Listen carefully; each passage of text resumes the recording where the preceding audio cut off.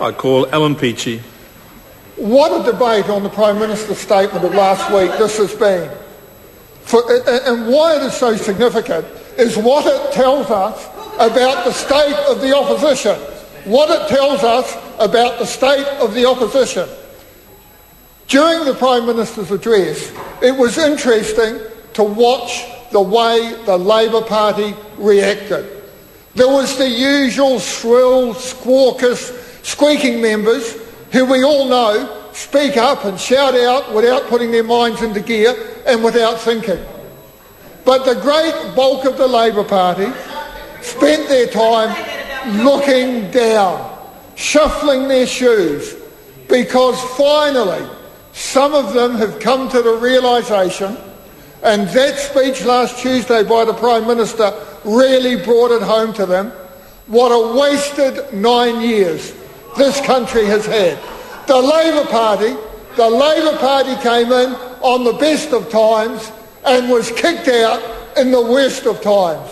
And New Zealanders understand that New Zealand was well into recession as a result of Labour government policies long before the international financial crisis set in. You know, in 2000, Dr. Cullen and Ms Clark could not wait to put up taxation. They could not wait to put up taxation. And what was it all about? It was all about driving initiative out of the New Zealand economy. It was all about punishing people who were successful. Because, you see, that is a fundamental tenet of socialism. People must not succeed. People must not be allowed to succeed. Because socialism only thrives when you have a mediocrity imposed upon the people. And what Dr. Cullen and the Labour Party were saying is, New Zealanders, we know better how to spend your money than you know for yourselves. And I wonder how many New Zealanders were denied the opportunity to pay a little bit more off their mortgage, to do a little bit more for their children, because that previous government drove up taxation. And what this government has done, and what the Prime Minister's statement foresees, is significant adjustments in the way that taxation is paid. And it comes down to that one word that the socialists hate: choice. Choice. The socialists dislike any form of choice, whether it be in how a citizen spends the money that they earn, whether it's where you get your medical treatment from, whether it's what school your children go to. Above all else, the Labour Party denies our citizens choice. And what the Prime Minister's statement does is begins to again open up choice for New Zealanders. And I welcome the prospect of more New Zealanders having more control over the money that they earn. Because on this side of the House, Mr. Speaker, we believe that the person who earns the money is the person in the best position to decide how it is best spent in their interest, in the interest of their family. And I look forward to New Zealanders soon having greater choice, greater opportunity to do what is best for them and their families, and reducing the ability of government, the big government that the last government created, the big bureaucracies, reducing the ability of the Labour Party to control the lives of ordinary citizens. I feel, Mr. Speaker, I must also comment on the contribution of the Green Party in this debate. And it occurs to me that to describe that party as a Green Party is a major misnomer. Any elements of any sort of constructive environmental policy has gone. And that is now the domain of this side of the House, of the governing side of the House. And I would humbly suggest, Mr. Speaker, that it is time that we rename the Green Party the deepest, dirtiest Red Party. Because that, in effect, is what the Green Party has turned itself into. The extreme left wing of the opposition. And let me tell the Labour Party let me tell the Labour Party that the New Zealand electorate has got it worked out. And New Zealanders see no future at all in the sort of mediocrity, do as you're told, no choice policies advocated by that party.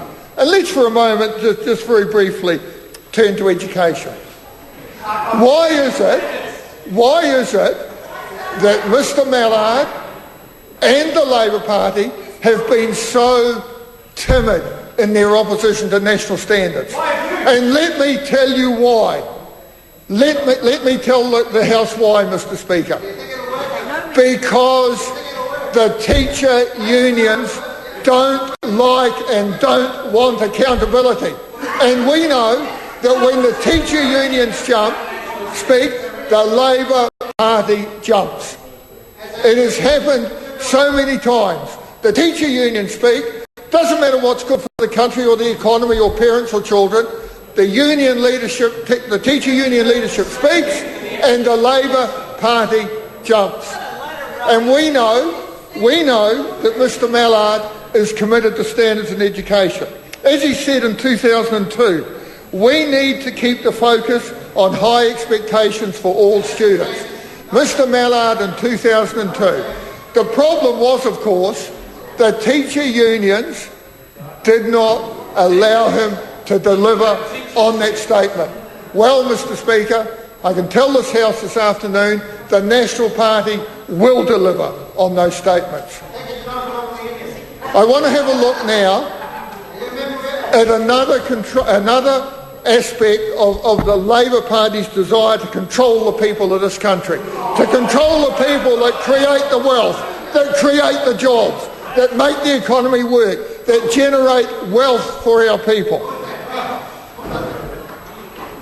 It was the Labour Party. It was the Labour Party who signed off in 2005 to increases for the chief executives of the government ministries of 5% a year for 5 years.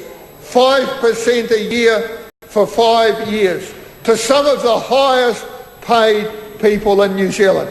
And I invite any Labour member over there, particularly the member yawning, to visit my electorate of Tamaki and tell the people of Glen Innes that the Labour Party actually cares for them. That the Labour Party actually cares for them.